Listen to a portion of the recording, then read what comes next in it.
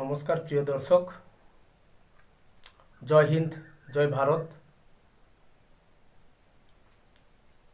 প্রিয় দর্শক, কাল রাত গোটা পশ্চিমবঙ্গ জুড়ে নাগরিক সমাজের যে প্রতিবাদ, যে আন্দোলন, যে ক্ষোভ, যে বিক্ষোভ আমরা প্রত্যক্ষ করলাম।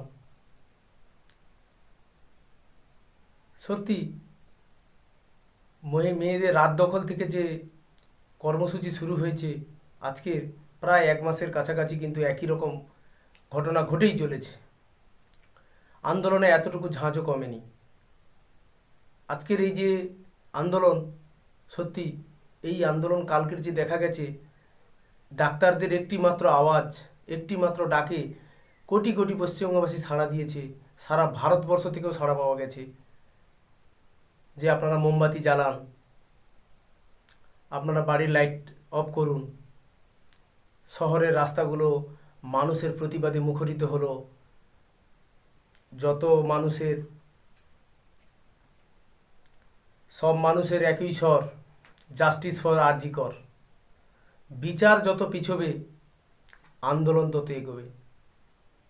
এই স্বরগুলোতে মুখরিত হয়েছে গোটা মহানগরী রাজপথ, জেলা, সদর শহর, মফস্বল, গ্রামীণ এলাকাতেও কিন্তু এই আন্দোলনের ব্যাপ্তি এবং আন্দোলনকে সমর্থন পেয়েছে।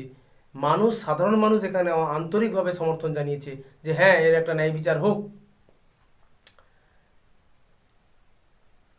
আজ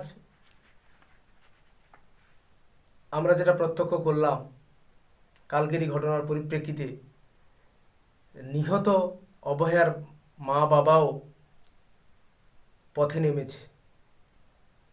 কি দুর্ভাগ্য দেখুন!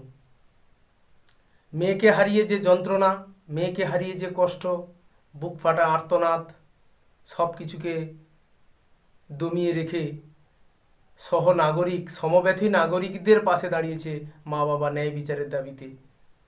ন্যায় বিচার এতটাই কি দূর, আজকের মা বাবাকেও পথে নামতে হয়েছে নাগরিকদের সঙ্গে ন্যায় বিচারের দাবিতে। কেন কেন এমনটা হয়? যেখানে সন্তান হারানোর শোক, সন্তান হারানোর কষ্ট তাদের অন্তরে ডুকরে ডুকরে কেঁদে উঠছে, অন্তরটাকে কষ্টে দীর্ণ করে দিচ্ছে, সেখানে কি এতটুকু আশার আলো জেগে উঠবে না? সব জায়গায় মানুষের মধ্যে আলোচনা, তথ্য প্রমাণ লোপাট, তথ্য প্রমাণ লোপাট। সত্যি একটা ক্রাইম সিন ঘটনা ঘটার পরে যেভাবে তথ্য প্রমাণকে সরিয়ে ফেলা, নষ্ট করে দেওয়ার একটা মরিয়া চেষ্টার যে প্রমাণগুলো পাওয়া যাচ্ছে না, সেটা মানুষকে কিন্তু ব্যথিত করছে। সেই ব্যথিত থেকে মানুষ কিন্তু আজকে রাজপথে মিলিত হয়েছে। নাগরিক সমাজ আজকের সেই জাস্টিসের জন্য কিন্তু আজকের আন্দোলনে ঝাঁপিয়ে পড়েছে। তারা যেভাবে হোক ন্যায় বিচার চায়, এবং এই অন্যায়ের সঙ্গে যারা জড়িত এবং যারা তথ্য প্রমাণের, যেটা মানুষ মনে করছে, বিভিন্ন মহল থেকে মনে করা হচ্ছে তথ্য প্রমাণ আদৌ সুরক্ষিত আছে তো দোষী সাব্যস্ত করার ক্ষেত্রে। যারা জড়িত ছিল এই তথ্য প্রমাণ লোপাটের সঙ্গে, তাদেরকে কঠিন থেকে কঠিনতর শাস্তি দেওয়ার দাবিতে কিন্তু আজকের এই আন্দোলন। এই আন্দোলনটা শুধু একটি ক্ষেত্রে সমাপতন দিক থেকে হয়নি। মূল প্রধান বিষয়টা হচ্ছে অভয়ার জাস্টিস, কিন্তু এর সঙ্গে নাগরিক সমাজের মনন সম্পৃক্ত হয়েছে বিভিন্ন জায়গা থেকে। যেভাবে দলতন্ত্রের যে গ্রাস জীবনের প্রত্যেকটা নাগরিক জীবনের প্রত্যেকটা জায়গায় প্রবেশ করেছে, কোথাও রাজনীতির ছোঁয়া বাদ নেই। কেন? রাজনীতি করা তো সরকারের, রাজ্যের একটা অন্য পারপাস কাজ। তার সঙ্গে অন্যান্য জীবনের, নাগরিক জীবনের প্রত্যেকটা সমাজ সম্পৃক্ত হবে কেন? কেন দলতন্ত্রের থেকে মুক্ত হতে আমরা পারবো না? আজকে দর্শক, 2023 সালে তৎকালীন ডেপুটি সুপার আক্তার আলী 15 দফা দাবি জানিয়ে 15 দফা অভিযোগ করেছিলেন সন্দীপ ঘোষের নামে। প্রত্যেকটা জায়গায় আইসি, ভিজিল্যান্স কমিশন, স্বাস্থ্য দপ্তর, মুখ্যমন্ত্রী দপ্তরেও চিঠি দিয়েছেন, ফাইল সমেত, প্রুফ সমেত দিয়েছেন। তারপরও প্রশাসন নির্বিকার ছিল কেন?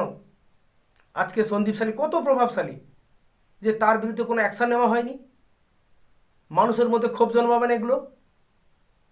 যেভাবে মানুষ অডিও এবং ভিডিও ক্লিপগুলো মানুষের চোখে পড়ছে, সেখান থেকে মানুষ অনুভব করছে যে অবশ্যই এভিডেন্স হ্যাম্পারিং করা হয়েছে, তথ্য প্রমাণকে লুকিয়ে ফেলার মরিয়া চেষ্টা করা হয়েছে। কেন কেন এত মরিয়া চেষ্টা? যখন রাজনীতি বা দলতন্ত্র প্রত্যেক জীবনের প্রত্যেক জায়গায় প্রবেশ করার চেষ্টা করে, তখন কিন্তু এই সমস্ত ফেলিওরগুলো আসে। যেখানে আক্তার আলী প্রতিবাদ করার পরে বা অভিযোগ করার পরে যা যথাযথ তদন্তের প্রয়োজন ছিল, সেখানে যথাযথ তদন্ত না হয়ে উল্টে কি হলো, ক্লিন চিট দেওয়া হলো টালা থানার পক্ষ থেকে। না, সন্দীপ ঘোষের বিরুদ্ধে কোনো রকম অভিযোগ পাওয়া যায়নি। আজকে সেই সন্দীপ ঘোষ সেই অভিযোগের, আক্তার আলী অভিযোগের ভিত্তিতে কিন্তু আজকে অ্যারেস্টেড। মানি লন্ডারিং অ্যাক্ট, আর্থিক তছরূপের কারণে তাকে গ্রেপ্তার করা হয়েছে। কিন্তু কি কানেকশান? কেন অভয়কে এই নৃশংস হত্যাকাণ্ডের শিকার হতে হলো? তবে কি দুর্নীতির শিকড়টা জেনে ফেলার কারণেই তাকে আজকে পৃথিবী থেকে সরিয়ে দেওয়ার প্ল্যানটা হয়েছিল? তার জন্য আজকে তার এই অকাল নিয়তি ঘটে গেছে বা ঘটিয়ে দেওয়া হয়েছে? কেন? যে রঙিন স্বপ্ন নিয়ে একটা ডাক্তার হবে, সমাজের সেবক হবে, সে আশা নিয়ে যে সমাজে পাড়ি দিয়েছিল ডাক্তারি শেখার আশায়, আজকে তাকে কোথায় নিয়ে দাঁড় করানো হয়েছে? দেহ থেকে প্রাণটা কেড়ে নেওয়া হয়েছে। পরতে পরতে রহস্য, পরতে পরতে মৃত্যু থেকে দেহ পোড়ানো পর্যন্ত, তারপরেও মিথ্যাচার মিথ্যাচার মিথ্যাচার চলছে। কেন কেন এগুলো ঘটতে থাকবে?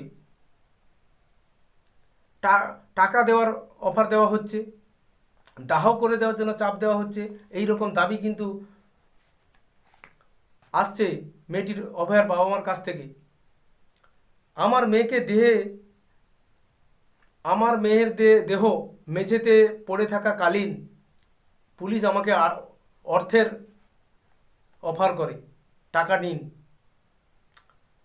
আমরা দেহ রেখে দিতে চেয়েছিলাম, দাবিগুলো শুনুন দর্শক, আমরা দেহ রেখে দিতে চেয়েছিলাম, দাবি করছেন অভয়ার মা বাবা, কিন্তু পুলিশ রাখতে দেয়নি। পুলিশ জোরাজুরি করছিল, বাধ্য করছিল দেহ পুড়িয়ে দিতে। ভাবুন কেন তাড়াহুড়ো পুলিশের এত? সেমিনার হলটাকে কেন ভাঙা হচ্ছিল?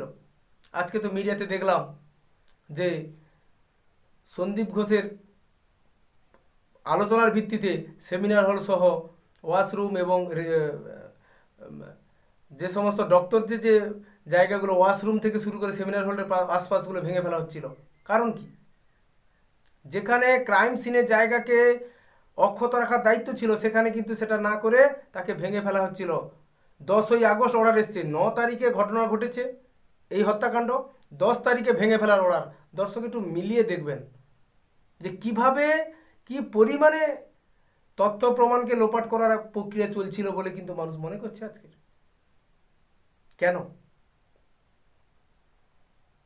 আজকের কিন্তু ওই বোনটি, অভয় নামে বোনটি আজকে দেখাতে পেরেছে যে জীবিত ব্যক্তির থেকে মৃত ব্যক্তির ক্ষমতা কত।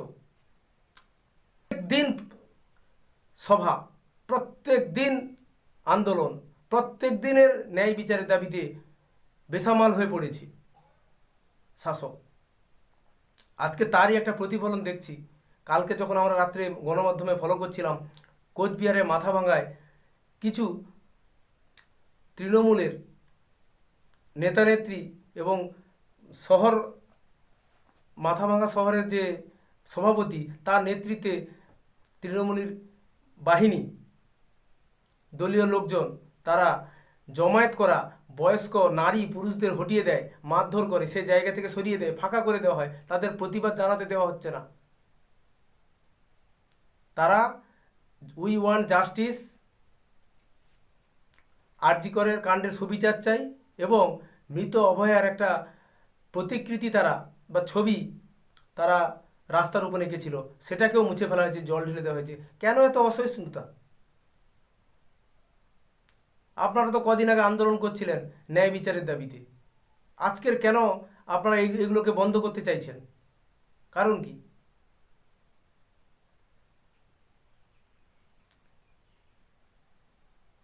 আজকে যেভাবে আন্দোলন চলেছে এ তো একটা বিপ্লবের সন্ধিক্ষণ।